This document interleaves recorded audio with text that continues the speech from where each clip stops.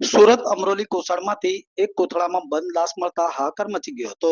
સુરત મહાનગરપાલિકાના કર્મચારીઓ દ્વારા નિયમિત સાફ સફાઈ દરમિયાન એક શંકાસ્પદ કોથળો જોવા મળ્યો હતો. આ કોથળો ખોલતા અંદરથી એક આશરે 57 વર્ષની વૃદ્ધ મહિલાની લાશ મળી આવતા સમગ્ર વિસ્તારમાં હડકંપ મચી ગયો હતો.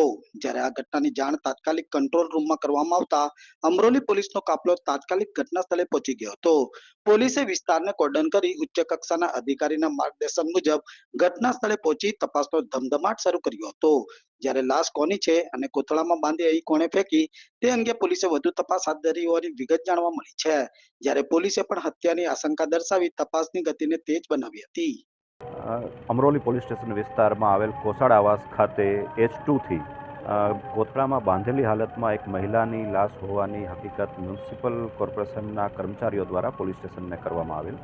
જે ઘટનાની જાણ થતાં અમરોલી પોલીસ સ્ટેશન તથા અન્ય પોલીસ અધિકારીઓ ઝોન 5 વિસ્તારના સહિત સુરત ક્રાઇમ બ્રાન્ચના અધિકારીઓ પણ ઘટના સ્થળે દોડી આવેલ અને સમગ્ર બાબતની પ્રાથમિક તપાસ કરતાં આરોપીની શોધખોળ કરવા માટે પણ અલગ અલગ ટીમો હાલમાં કાર્યરત છે. મૃતકની ઓળખ કરવામાં આવેલ છે. મૃતક 57 વર્ષની મહિલા છે અને કોસાડ આવાસમાં જ A2 બ્લોકમાં રહેતી હોવાની હકીકત જણાયેલ છે.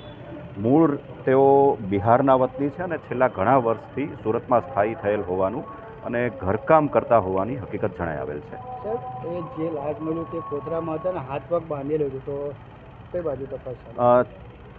જે પરિસ્થિતિ જોતા પ્રાથમિક ધોરણે આ બાબત હત્યાની હોવાનું માની શકાય તેમ છે અને તે દિશામાં પોલીસની વિવિધ ટીમો કામગીરી કરી રહેલ છે.